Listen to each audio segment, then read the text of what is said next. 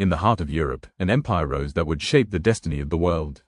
The Roman Empire, a realm of power, glory, blood, and ambition. It was the empire that built roads stretching across continents, raised monuments that still stand today, and trained legions whose names echo through history. But behind the marble temples and golden triumphs, Rome was a story of ambition, betrayal, and the endless struggle for power. Rome began as a small settlement on the banks of the Tiber River. From humble beginnings, it grew into a republic governed by senators and guided by the votes of its citizens. The republic valued discipline, loyalty, and conquest. Rome's armies expanded its borders across Italy, then across the Mediterranean. Greece, Carthage, Egypt, all would eventually bow to Roman might. Yet, the greater Rome grew, the greater its hunger for power became. Among Rome's leaders, one name shone brighter than the rest: Julius Caesar. A brilliant general and fearless politician, Caesar conquered Gaul, won the loyalty of his soldiers, and brought untold riches to Rome. The people loved him, but the Senate feared him. In their eyes, Caesar was not a servant of the Republic, but a threat to its very survival. In 49 BC, standing at the banks of the Rubicon River, Caesar made a choice that would change history forever. He led his army into Rome, defying the Senate and plunging the Republic into civil war. Caesar emerged victorious. He was declared dictator for life, ruling Rome with unmatched authority. He passed reforms to help the poor, reorganized the calendar, and envisioned new campaigns to expand Roman power even further. But his dominance alarmed the Senate. They feared that Caesar sought not to lead the Republic, but to crown himself king. In secret, a conspiracy formed.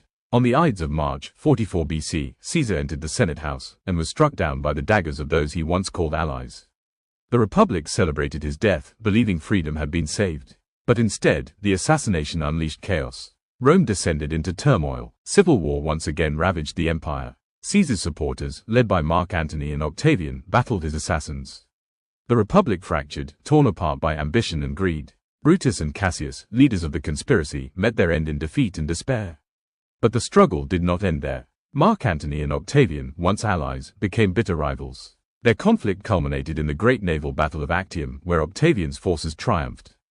Antony and Cleopatra, rulers of Egypt and lovers bound by fate, ended their lives in tragedy.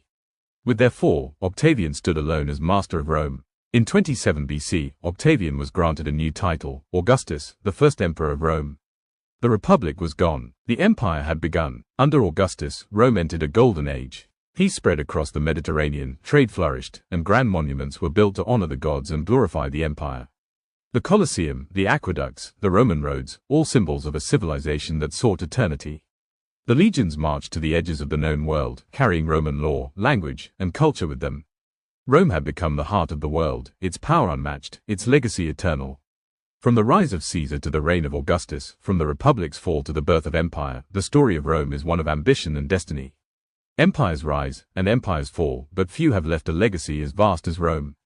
Its laws still guide justice. Its language echoes in our words. Its monuments inspire awe even in ruins. The Roman Empire may have faded into history, but in truth, Rome never died. Rome lives on, in us all.